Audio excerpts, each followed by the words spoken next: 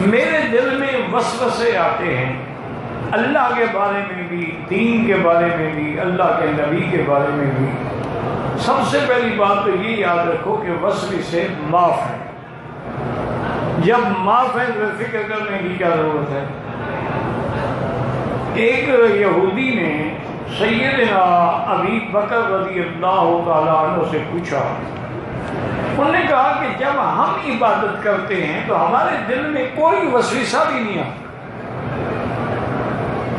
لیکن مسلمان جب عبادت کرتے ہیں وہ کہتے ہیں وسوسے آتے ہیں۔ آپ نے فرمایا اچھا یہ بتاؤ کہ اگر ایک ڈاکو کسی گھر میں داخل ہو، ایک کمرہ خالی ہو اور ایک کمرے میں سونا چاندی ہو، تو ڈاکو کس کمرے میں جائے گا؟ اور خالی کمرے کو کیا کرے گا؟ سونے والے کمرے میں جائے گا۔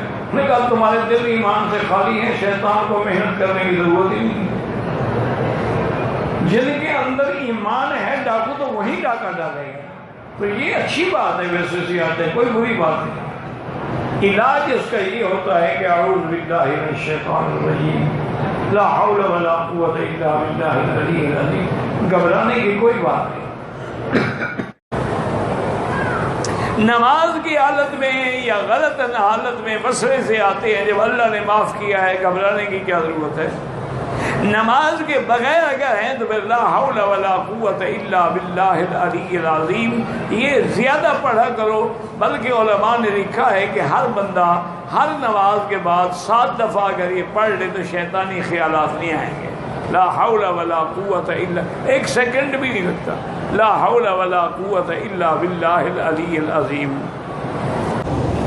بہرحال جو بھی عمل کرو شیطان وسوسہ ڈال، اس کا کام ہی وسوسہ ڈالنا ہے۔ وہ اپنا کام کر رہا ہے، تم اپنا کام کرتے رہو، وہ ڈالتا رہے وسوسہ، تم بھی لا حول ولا قوت الا باللہ پڑھتے رہو، اعوذ باللہ من الشیطان الرجیم پڑھتے رہو۔ اچھا بعض بزرگوں نے ایک اور چیز لکھی ہے، انہوں نے کہا مثلا 2 رکعت نفل پڑھ رہے ہو تو شیطان نے وسوسہ ڈالا، تم 2 رکعت اور پڑھو، پھر وسوسہ ڈالا، پھر 2 رکعت اور پڑھو، تاکہ وہ جتنا وسوسہ ڈالتا جائے تم اتنا زیادہ ذکر کرتے جاؤ، پھر کبھی تمہارے قریب نہیں آئے گا۔ ایک دفعہ ایک بزرگ کو اس بدبخت نے وسوسہ ڈال کے بڑے آرام سے سلا دیا، ان کی تہجد قضا ہو گئی۔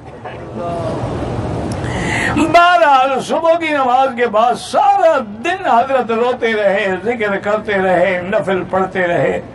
دوسری رات آ گئی، ابھی تہجد کا وقت شروع نہیں ہوا تھا کہ ایک آدمی نے اٹھایا۔ آپ نے دیکھا، آپ نے کہا شیطان ہو؟ انہوں نے کہا کہ ہاں۔ کیوں تم نماز گئی؟ انہوں نے کہا کل سارا دن تم نے نمازیں پڑھ پڑھ کے میری کمر توڑ ڈالی۔ میں نے کہا بہتر ہے وہ تہجد ہی پڑھ لے۔ وہ جتنا تنگ کرے نا اتنا ذکر کرو۔